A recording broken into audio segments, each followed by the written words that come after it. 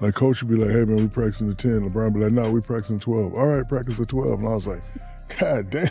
Well, he's part of the Laker family. Right. So when he first came on board, I said, listen, is there anything you need? You are now family now. You're part of this tradition. So if there's anything you... Shaq just spilled the real truth about Kobe and LeBron's relationship. And trust me, it goes way deeper than just the basic Kobe versus LeBron debate. That one moment, it might have looked small from the outside, but to someone like Kobe, it meant everything. Kobe stood for structure, for grinding hard and proving yourself. He didn't respect shortcuts or people who thought hype could replace hard work. Now in this video, we're breaking down why LeBron's always been in the middle of so much hate, and how Shaq found himself right in the middle of that storm too. From the very beginning, LeBron wasn't just hyped, he was crowned. Before he even stepped on an NBA court, Sports Illustrated slapped him on the cover with the title, The Chosen One. That's insane pressure. Imagine being 17 and already expected to carry a franchise and chase down MJ's legacy. That kind of weight can flip fans real quick. Admiration turns to jealousy if they feel you're not doing things the right way. So when LeBron got drafted by his hometown squad, the Cleveland Cavaliers, it looked like a fairy tale. But man, that team was garbage. Straight up. And LeBron... He told me to take the trophy home. That's right. Remember that? I did. And I took it home and I gave it to Sharif. Yeah. And I realized now, I was like, I think I may have messed something up, because a lot of times that our beef was going on, you know me, I'm the master marketer. About 60% of the time, I would just say it just to keep it going.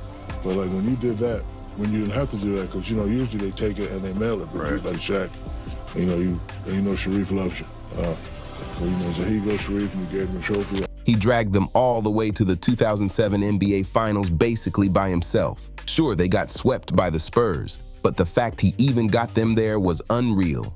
Still, the fans weren't satisfied. The rings didn't come, and in their minds, LeBron was supposed to be their savior, not just another star stuck losing. Then came the decision, and that changed everything. LeBron went on ESPN and said he was taking his talents to South Beach to team up with Dwyane Wade and Chris Bosh in Miami. The backlash?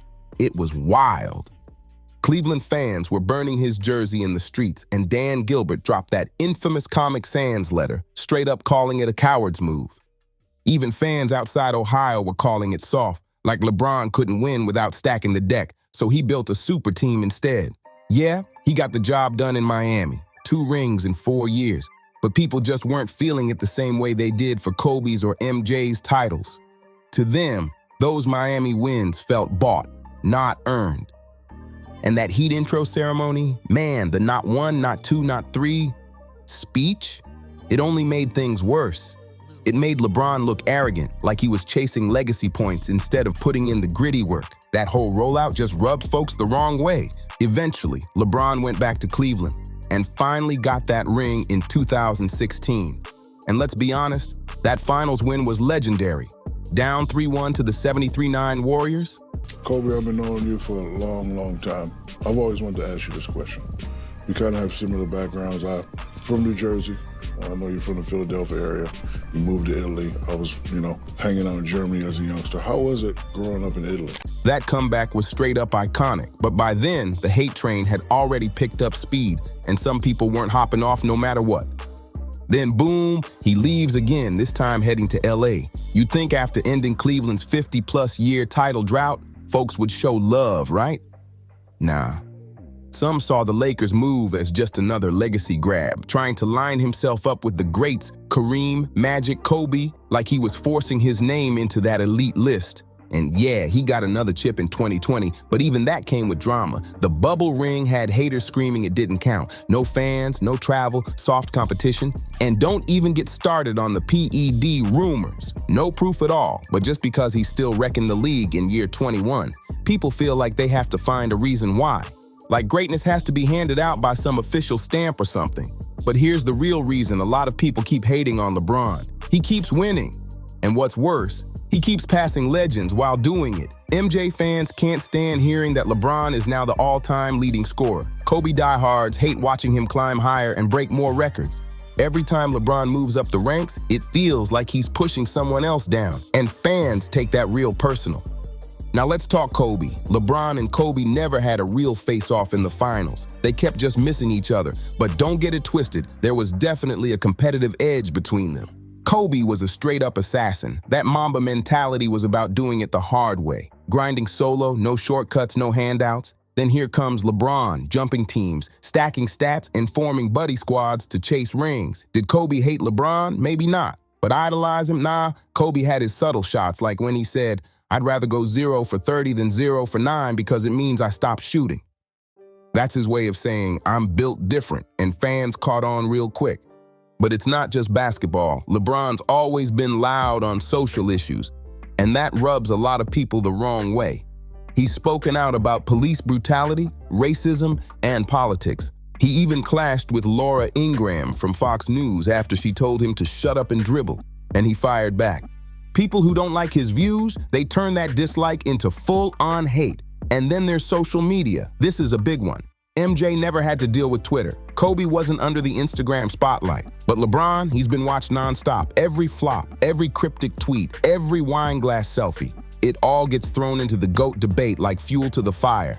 Man, online debates about LeBron, straight up war zones. His fans are loud, but his haters, even louder. And nobody ever logs off. That's why I was the first one to come grab you and say, hey, I know everybody's laughing and giggling out, but one day people will fear you at the end of the game. So I knew that about you as an 18-year-old. You know, it was fun. There's this vibe that he's too calculated. Like he always knows where the camera is, always thinking about the brand. Whether it's hyping up Taco Tuesday or dropping those dramatic mystery tweets, it rubs people the wrong way.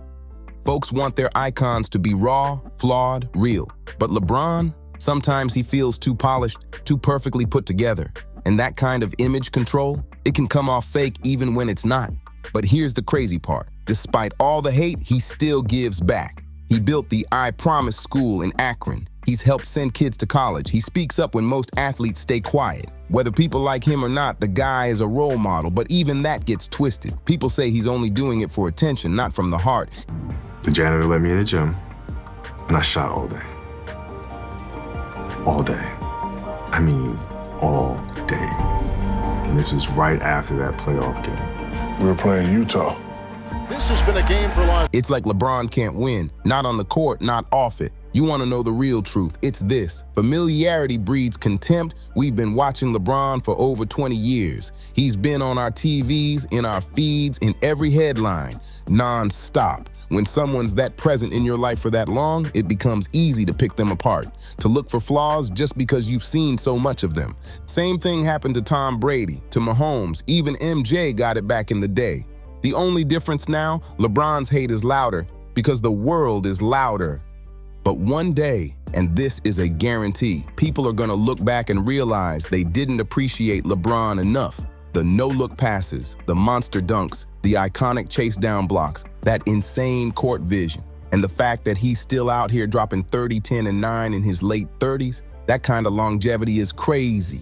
It's something we might not see again. Sure, maybe Kobe wasn't vibing with the way LeBron handled his path. Maybe fans don't respect some of the choices he made. But when it's all said and done, LeBron James is gonna go down as one of the greatest to ever touch a basketball, period. You might not like how he did it, but you can't deny what he did. But you know what feud got way more personal? The Shaq versus Kobe beef. Do you think I was mad when you got number 5? Of course you were. Oh, no doubt. I tore my whole house up. I bet you did. Nah, I went crazy. That back and forth, it was real. And even though Shaq gives LeBron his props, calling him the king and Don Dada the bomb in a 2010 Esquire article, he's also made it clear there's a difference when it comes to the GOAT talk. In a 2024 Fox News interview, Shaq said something that hit deep. He said players feared Kobe and MJ in a way they just don't fear LeBron. In his words, when you're playing against Michael or Kobe, you're scared. I'm not saying you're not scared of LeBron, but you're more scared of Kobe and Michael Jordan. Now, that's not necessarily throwing shade. It's more like pointing out how different the vibes are when it comes to their presence on the court. Different styles, different mindsets. Kobe, like MJ, had that cold-blooded killer instinct. A mental game so sharp it cut through opponents before the first buzzer even rang. LeBron, He's more of a chess master on the court, using his freak athleticism, elite vision, and crazy high basketball IQ to control the game like a general. But lately, the Shaq versus LeBron story got a whole new chapter, and it popped off after LeBron's appearance on the Pat McAfee show on March 26, 2025. During the interview, LeBron called out the strange energy coming from folks constantly trashing today's NBA. A lot of people saw that as a direct shot at Shaq and Charles Barkley, who've been known to throw shade at how the modern game's changed. Then on April 5th, 2025, Shaq clapped back. He claimed LeBron's success and longevity were only possible because he's playing in a cupcake era, way less physical than the bruising battles of the 80s and 90s. That response wasn't just about LeBron. It exposed a bigger split between generations, with old school legends feeling like the toughness and grit they thrived on is gone today. Guys like Shaq and Barkley constantly say the league's lost its edge, too soft, too friendly, too finesse. And that raw intensity, that all-out hunger to dominate, that's what fueled the wild feud between Shaq and Kobe back in the day. To really understand how deep all this goes, we gotta rewind to the roots, to when Shaq and Kobe were clashing as teammates on the Lakers from 1996 to 2004. That partnership was fire and fury, success and chaos, and it shaped how both men saw the game and each other forever. Their saga kicked off when a bold 18-year-old Kobe Bryant linked up with the already dominant Shaquille O'Neal. Right from the jump, their relationship was a mix of mutual respect and low-key tension. Shaq wasn't fully sold on Kobe at first, even called him a showboat because of those flashy crossovers and highlight plays. Kobe, he stayed a little distant in that cool attitude. Some folks took it as cocky. That vibe was already showing in their early years. Just watch their now famous one-on-one sit-down. Years later, Shaq looked back on one of their first real conversations saying, "Kobe, I've been knowing you for a long, long time. I've always wanted to ask you this question. We kind of have similar backgrounds. I'm from New Jersey. I know you're from the Philadelphia area. You moved to Italy. I was, hanging out in Germany as a youngster. How was it growing up in Italy?" At first glance, it sounds chill, but that moment actually shows the deeper layers of their bond. Two dudes with similar paths, overseas roots, but totally different personalities and styles once they hit the hardwood. Things got real during the 1998 playoffs against the Utah Jazz. Shaq fouled out late, and young Kobe tried to take over. Instead, he clanked 4 straight air balls in overtime. Brutal. But here's the twist. Shaq didn't rip into him. He didn't throw blame or shade. Instead, he saw the fire in Kobe and predicted something special brewing inside that fearless rookie. That was the moment everyone saw it. Their relationship wasn't just about beef. It was built on pressure, pride, and 2 alpha dogs trying to find their place next to each other in the middle of a championship chase. That early vote of confidence from Shaq showed just how complicated their bond really was. Competitive, but still supportive. Tense, but crazy productive. Even with all the behind-the-scenes drama, they still dominated the league, winning 3 straight NBA titles from 2000 to 2002.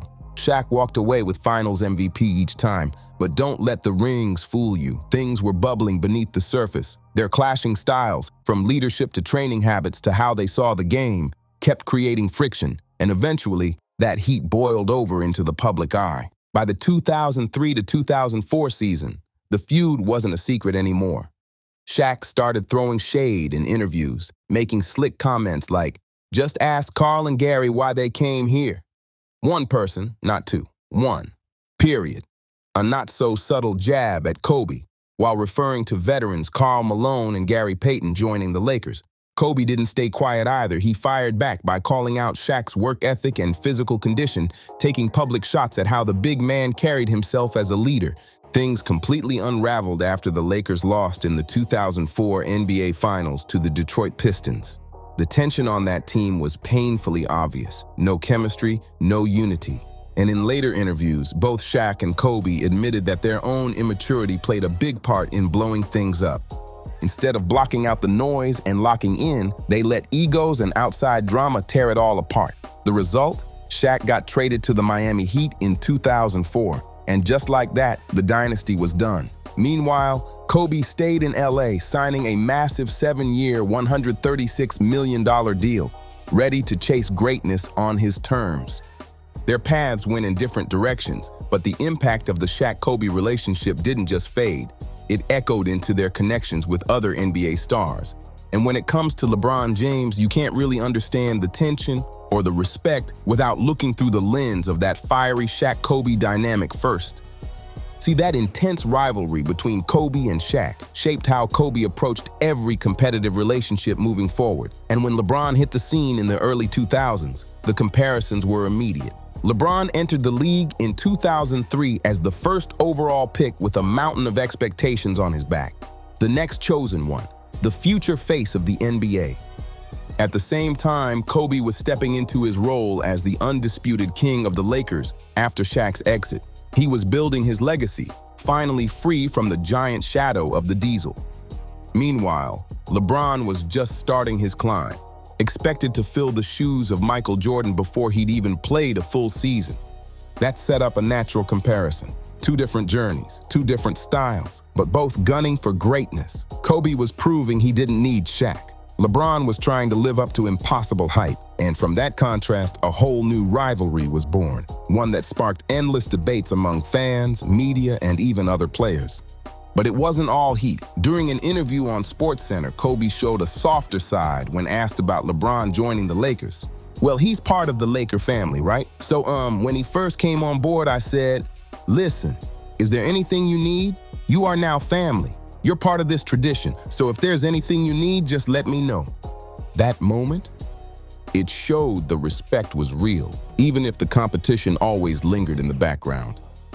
Let's rewind to the late 2000s. The NBA was buzzing like crazy with one burning question. When are we finally gonna get Kobe versus LeBron in the finals? Kobe Bryant, the cold-blooded killer from LA, was at the peak of his powers, and LeBron James, the young phenom out of Akron, was skyrocketing towards superstardom. Fans and media were begging for that legendary clash between the two giants. In 2009, it looked like everything was falling into place. LeBron had just led the Cavs to a franchise-best 66-16 record and locked up his first MVP. Kobe, hungry to bounce back from a finals loss the year before, had the Lakers on a mission and headed straight for another title run. The table was set for a dream finals matchup.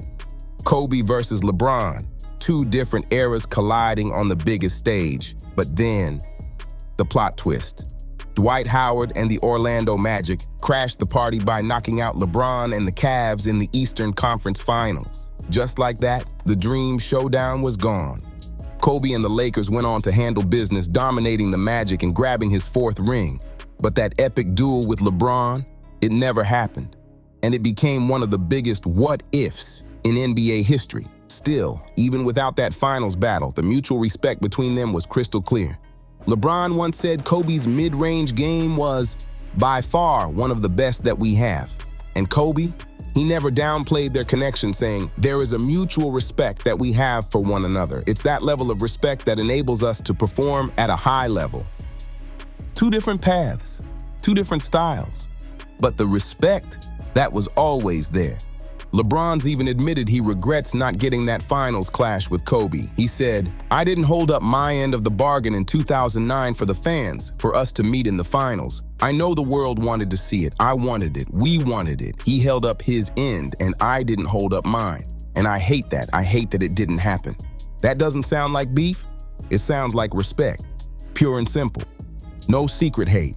Just two elite competitors who knew exactly what they meant to the game and what it could have meant if they faced off on the biggest stage. As time went on, not only did LeBron and Kobe's relationship mature, but the energy between all three, Kobe, LeBron, and Shaq, shifted.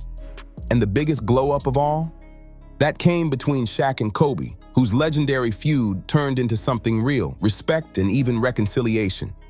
One moment changed everything. The 2009 NBA All-Star Game, both Shaq and Kobe were named co-MVPs. But what happened next was different. Kobe told Shaq to take the trophy home and give it to his son, Sharif. That hit deep. Years later, Shaq remembered that exact moment.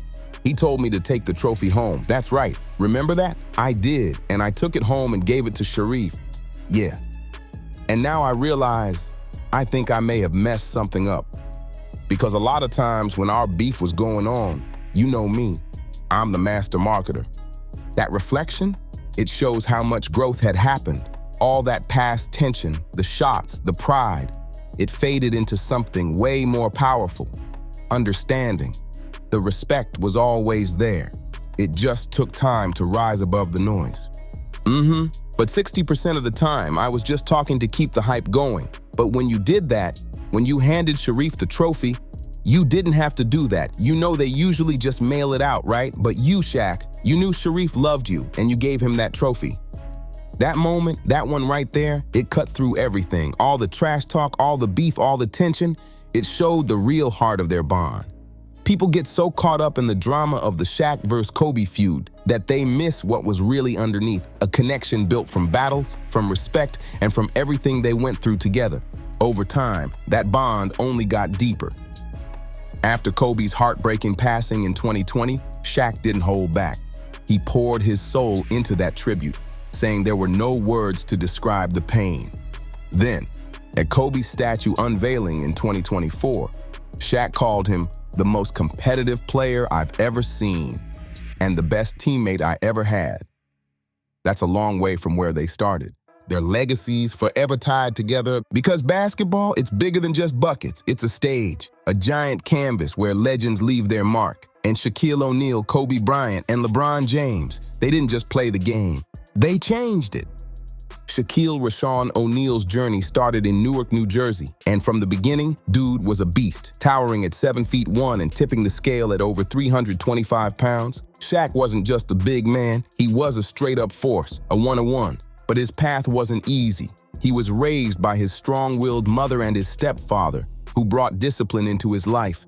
And that mix of power and upbringing created one of the most unstoppable forces the league had ever seen. Shaq found his calling and peace on the hardwood. At Cole High School in San Antonio, he was a walking highlight reel, averaging a jaw-dropping 32 points, 22 rebounds, and 8 blocks per game, straight dominance. Then he took that power to LSU, where he didn't just play, he transformed the program. At Louisiana State University, Shaq turned into a national sensation, a 2-time All-American NCAA Player of the Year, and a certified game changer. His college stats were just wild. 21.6 points, 11.4 boards, and 3.8 blocks per game. In the 1992 NBA draft, the Orlando Magic snatched him up with the #1 pick. And that decision shifted the league forever. His rookie season, straight up historic. Shaq took home Rookie of the Year, averaging 23.4 points and 13.9 rebounds a night. The league had never seen a big man move like that. Kobe Bryant's path, though, a whole different vibe. Born in Philly to Joe Jellybean Bryant, a pro baller himself, Kobe was born into the game. Basketball was in his blood, but what made him different was his global upbringing. He spent key years in Italy while his father played overseas, and it gave him a totally unique view of the game. Kobe skipped college altogether, came straight out of Lower Merion High School and got picked 13th in the '96 draft by the Charlotte Hornets, but was immediately traded to the Lakers. The rest? History. At just 19, he became the youngest player to ever start in an all-star game. His work ethic was unreal. We're talking 4 a.m. workouts, non-stop training. Mamba mentality wasn't just a saying, it was a lifestyle. Kobe's scoring ability was next level. That 81-point game against the Raptors in 2006, still the second highest in NBA history. 5 rings, 2 Olympic golds, and 1 MVP later. Kobe didn't just build a legacy, he became the legacy. LeBron James rose out of Akron, Ohio, a once-in-a-generation talent whose greatness was obvious way before he ever touched an NBA floor. Raised by his mother, Gloria James, LeBron grew up facing real struggles, but his athletic gifts were nothing short of legendary. By middle school, people were already whispering about his potential. By high school, he was a national obsession. At St. Vincent Street Mary High School, LeBron's run was absolutely unheard of.